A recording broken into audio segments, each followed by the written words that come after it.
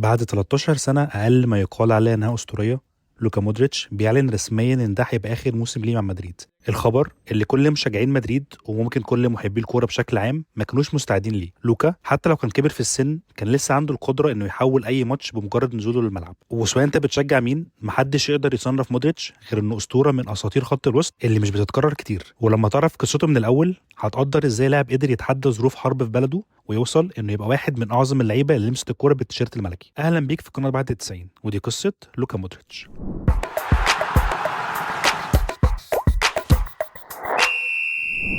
على عكس بعض لعيبه الكوره اللي بتكبر في ظروف كويسه تقدر تساعدهم على تطوير مهاراتهم من سن صغير، مودريتش كبر واتربى في ظروف صعبه. في اول 6 سنين من حياته كان عايش مع جده في الجبال، وكان بيعلمه ازاي يبقى راعي غنم ويعيش في ظروف البلد اللي كانت بتمر بحرب قاسيه ساعتها. والوضع ازداد سوءا لما ميليشيات صربيه باسم الشيتنيك دخلت كرواتيا وكانت بتحرق وتدمر بيوت السكان هناك لحد ما وصلوا المدينه اللي كان مودريتش عايش فيها. وفي يوم لما جده كان بره بياكل الغنم بتاعه سمعوا ضرب نار كتير، ولكن من الخوف محدش قدر يطلع يشوف اللي بيحصل لحد ما الضرب وقف وطلعوا عشان يكتشفوا ان الجد مات، وهم دلوقتي عايشين مستنيين دورهم لو حد شافهم. الظروف دي اجبرتهم ان هم يحاولوا يهربوا وياخدوا ملجأ في مكان لحد ما امن. والقرار ده لو كان اتاخر شويه ما كناش هنسمع عن حد اسمه مودريتش، عشان بعد ما هربوا على طول الشيتنكس يلاقوا البيت اللي كانوا فيه ويحرقوه. ومش بس كده، دول حطوا الغام حوالين البيت عشان ما يقدروش يرجعوا تاني حتى بعد الحرب. بعد ما عيله مودريتش هربت راحوا مدينه زدار، وهناك قعدوا في فندق كوليفاري اللي اتحول لملجأ وقت الحرب. والحاجه الوحيده اللي لوكا كان بيقدر يعملها هناك هو ان يلعب كوره قدام الفندق او في الجراج تحت لحد ما يسمع ان في ضرب نار ويخش يستخبى من الخوف. وفضل كده لحد ما قدر يلعب مع اول فريق ليه تبع مدينه زدار عشان الاستاد كان جنب الفندق. بس عشان ظروفه الصعبه وسوء تغذيته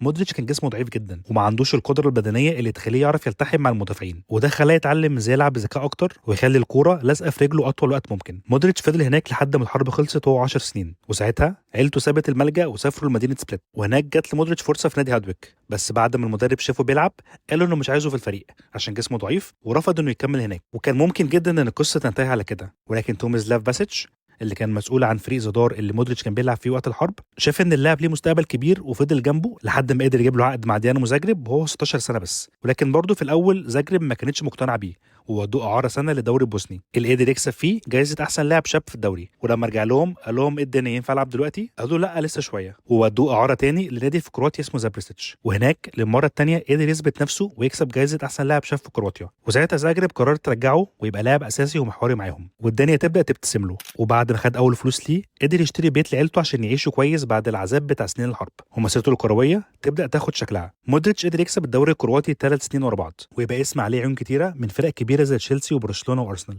بس بعد عرض ب 16.5 مليون جنيه استرليني من توتنهام مودريتش يمضي معاهم ويبقى اغلى صفقه في تاريخ النادي وقتها. بدايه مودريتش مع توتنهام ما كانتش احسن حاجه، كان بيلعب في مراكز مش متعود عليها وجاله اصابه في بدايه مسيرته هناك. الدنيا ما كانتش ماشيه كويس معاه لحد ما توتنهام قرر يجيب هاري ريدناب يمسك الفريق. والالف مره ان مودريتش هو حلم كل مدرب، بيتمرن زي الوحش وعمره ما بيشتكي. وتحت ريدناب مودريتش اتحول للاعب تاني خالص، وهو مع جاريث بيل قدروا يعملوا من توتنهام فريق قوي جدا ويوصلوا لربع نهائي دوري الابطال لاول مره من الستينات. مستوى مودريتش المبهر خلاه يجي لعروض كتير من انديه تانية، بس اداره توتنهام كانت بترفض العروض دي وعايزاه يكمل في الفريق لحد ما ريال مدريد دخل في الصوره. وساعتها توتنهام ومودريتش وافقوا على العرض، ولوكا يمضي مع مدريد ب 30 مليون جنيه استرليني، وهناك يبقى عنده الفرصه انه يحقق القاب ويتطور اكتر كلاعب. ولكن الظروف في مدريد ما كانتش مساعده على كده في الاول. مورينيو كان ابتدى يفقد السيطره على الفريق، ومودريتش كان راح في خط وسط في اوزيل وتشابي الونسو، فما كانش متاح ليه انه يلعب في مركزه الاساسي. اول موسم لمودريتش مع مدريد كان محبط بالنسبه للتوقعات اللي كانت عليه، لدرجه ان مجله ماركا قالت عليه انه اسوأ انتقال في الموسم. بس مودريتش على مدار السنين عرف يرد على المقاله دي كويس، ولما انشيلوتي مسك الفريق الاعتماد على مودريتش زاد وقدر يثبت نفسه كلاعب من اهم اللعيبه في الفريق. قدر يسجل هدف عالمي يساعد الفريق انه يكسب يونايتد، وعمل اهم اسيست في تاريخ مدريد الحديث بتاع لاديسما في نهائي الابطال 2014. الاسيست وجول راموس في اخر دقيقه كانت نقطه محوريه ومهدت الطريق لسيطره مدريد على اوروبا لل10 سنين اللي بعدهم. ولو مودريتش كان خلاص بقى اسطوره للريال تحت انشيلوتي، فهو تحت زيدان بقى اسطوره للكره كلها. 3 دوري ابطال ورا بعض وكل موسم بيلعب احسن من اللي قبله، لدرجه ان زيدان قال له انه شايفه هيكسب البالون دور في يوم من الايام. وزيزو كان عنده نظره. في 2018 مودريتش وصل مع كرواتيا نهائي كاس العالم لاول مره في تاريخهم ويقدروا يجيبوا مركز تاني. الانجاز ده زي الدوري الابطال كان كافي ان مودريتش يكون اول لاعب يكسب بالون دور بعد سيطره ميسي ورونالدو لمده 10 سنين متواصله. مودريتش مش مجرد لاعب خط وسط ممتاز، لاعب مع مدريد 13 سنه، كميه الذكريات اللي قدر يسيبها في قلوب المشجعين عمرها ما هتتنسي. الاسيست قدام تشيلسي في الذهاب، واسيست تاني عالمي في ماتش العوده ولما خد الكوره وسط 6-7 من لعيبه باريس وادى باص على مايل فيني، وبعد كده ياخدها منه تاني ويعمل الاسيست اللي يرجع مدريد في الماتش، ده غير كم الاهداف واللحظات الحاسمه اللي كانت بدايتها بمجرد نزوله للملعب. مودريتش بمعنى الكلمه ادى كل ما عنده لمدريد، حتى دلوقتي هو فاضل له كام شهر على ال 40، دخوله اي ماتش بيكون كافي ان الفريق يعرف يتنفذ ويلعب بثقه اكبر. قصه لوكا مودريتش واحده من اكتر القصص اللي بتبين لك انك تقدر توصل لاهدافك مهما كانت ظروفك. اللاعب حرفيا طلع من بيت وسط حروب وقدر يوصل لعدد القاب اكتر من انديه كامله، ومهما كانت انتماءاتك الكرويه ده ما يمنعش انك تقدر لاعب بالقدرات دي، عشان لاعب اسطوره زي مودريتش ما بيجيش كتير.